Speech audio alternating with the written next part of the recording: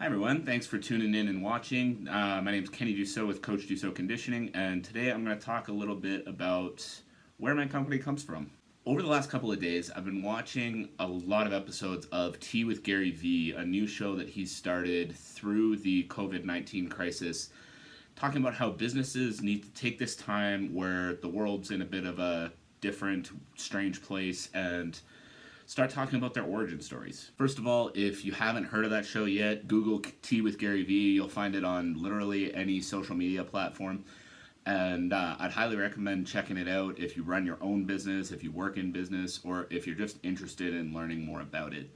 There's a ton of great info in there. I've been really enjoying it, and I hope you will too. Second, I decided to wear this shirt for this video because Brett Bartholomew, the owner of The Art of Coaching, has been a huge influence on my career. If you're a strength coach and you don't know who this guy is, get out from the rock you've been living under for the past 10 years. Go check him out. He does great work in leadership, communication, and just all aspects of, well, as it says on the shirt, the art of coaching. All right, now it's time to talk about the origin of Coach Dusseault Conditioning. This was a lot of fun to think about. There was a lot of reflection on why it is I do what I do, why I decided to take that into entrepreneurship and start my own business instead of working for a gym or trying to find work with a team. But overall, it's been a blast thinking back on this and sort of really putting this story into words. For starters, I've loved sports my whole life. I was a huge hockey fan growing up, and I always knew all the stats. I could even tell you what type of pads all the goalies wore. I was fanatical. Unfortunately, being a huge fan did not lead to being an extremely successful player. I never really was all that successful in any sport that I played, which is fine. I enjoyed them all the way through, but the dreams of being a professional athlete died pretty early for me. However, since those early days, I had always known that I wanted to spend my whole life involved in sports in some capacity or another. I just had a pretty good idea that nobody was going to pay me to actually be one of the athletes on the team. Either way, I kept playing sports, I kept enjoying them, and when I was 15, I was recruited out of my class at my high school, Nepean High School in Ottawa, to join a local Olympic weightlifting gym and start competing. Although this didn't lead to the Olympic dreams that I set for myself early on, it did lead to my own love of competition, and in the end, it was the start of what I do for a living now. Although I really enjoyed the time I spent Olympic lifting, it really drew me to the sport I enjoyed even more, which was powerlifting.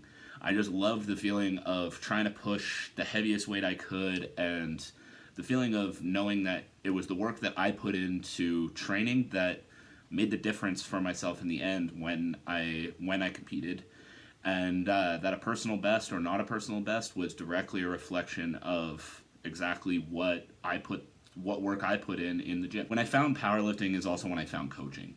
When I started training in this sport, it's individual, it's quite lonely if you're not training with a lot of other people, and so what I wanted to do is I wanted to share it. I loved it. I spent pretty much every waking moment I had doing something, trying to get better at it, and I wanted to share that with other people. So I found some younger students at my school and started coaching them in the three basic movements, and I ended up actually bringing them to a couple of competitions as well. Although in my own time competing, I did quite well. I broke a number of Canadian records and found some decent success for the first time, better than I had in any other sport. The real joy I got out of my time powerlifting was seeing the success that the kids I was coaching were achieving. Seeing what it did for those students at Nepean and just the confidence it built in them, the changes that I saw in them through the time that they worked with me, it was really inspiring, and it was something that I took a lot from, and this led over to my time at Bishop's University in Lennoxville, Quebec. In the 4 years I spent at Bishop's University, I spent pretty much every hour I could training and coaching. In my time there, I worked with people on the football teams, basketball teams, rugby team, soccer team, and I also ran a powerlifting club that at its biggest, I think, had 23 members. Through my time coaching in high school and through my early time at Bishop's, I didn't really think that strength and conditioning was actually a thing someone could do for a living. This was just something I was doing because I enjoyed it. It was something that was helping me, helping the people around me, and just something I did for the love of it. Christian, Jeff, Ben, Antonio, you guys, and so many more of the people I met at that gym, you made training fun, you made training enjoyable, and you really helped me foster the love I have for coaching, and are a big part of why it is I do what I do today. Through the 4 years at Skool, I also spent 3 years working at the front desk at the gym, and this led to an opportunity to help out the Montreal Alouettes strength and conditioning coach and head athletic therapist when they came through town every year because they did their spring camps at Bishop's. This gave me my first insight into what it was like working in professional sport, just seeing the interaction these guys had every day in the gym, and being able to be a part of that was awesome, and it just really reaffirmed for me that first, this was a job that you could actually have, and second, that this was a job that I would absolutely love. When my time at Bishop's came to an end, I came to a pretty startling realization that it was actually time to make some money and live real life. And the tough part about this was I'd been coaching for 7 years, I had all this experience, and I had never actually made a dime from it. Now it was time to try to figure out how to actually get started into this industry, and to say I had no idea how to do that was an understatement for sure. I bounced around for a little while after school. I worked in landscaping for a summer, and I ended up finding a job at a gym in Ottawa. Unfortunately, that job didn't work out, which at the time was devastating, but looking back on it now, I'm very thankful that it didn't, because that kind of helped get me going and helped get me moving into the next phase of my career. After the job in Ottawa didn't pan out, I got on Google, and I think the exact search was strength and conditioning Canada. I didn't know where it was going to lead me. I didn't know what was going to happen, but I just knew that I wanted back in that field, and I was willing to go where I had to go or do what I had to do to get into it. At the time, I thought I was a pretty good coach. I thought I had a pretty good resume, and I figured somebody was bound to take me on, so I kept applying until finally I came across a job in Calgary at a gym called the Athlete Factory. Now, the scary things about this were that I'd grown up in Ottawa, and I'd never been more than 3 hours away from home, away from my parents, away from friends that I've known my whole life.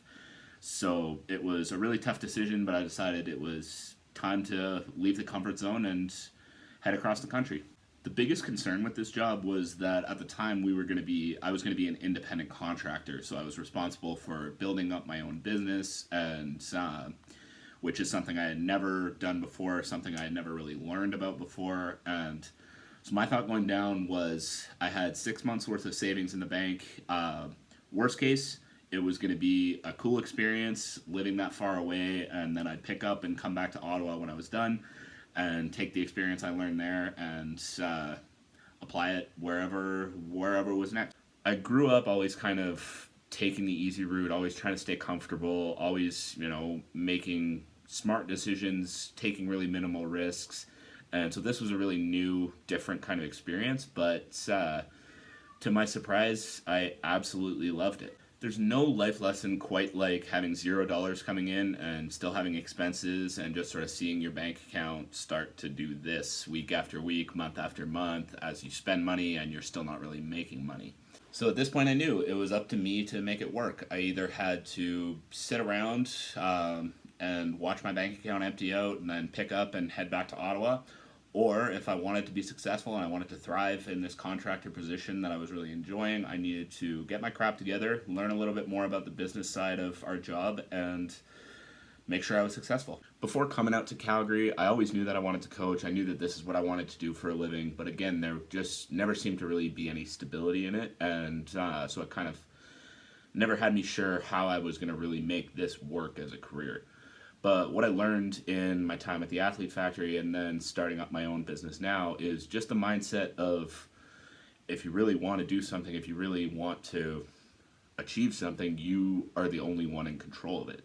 So instead of kind of sitting back and telling myself, well, you don't understand the business, or you don't know this, or you don't know that, I realized that there was a foundation there for me to actually make this career that I've wanted forever work. And so I put the time into it, I put the effort into it. In my first 365 days in Calgary. I spent 362 of them in the gym. And as a result, I improved as a coach exponentially. And I took lessons away from that first year that, again, I'm going to take with me forever. And I think are going to be huge, not only for my own success in my coaching, but for the success of my athletes that I'm working with every day.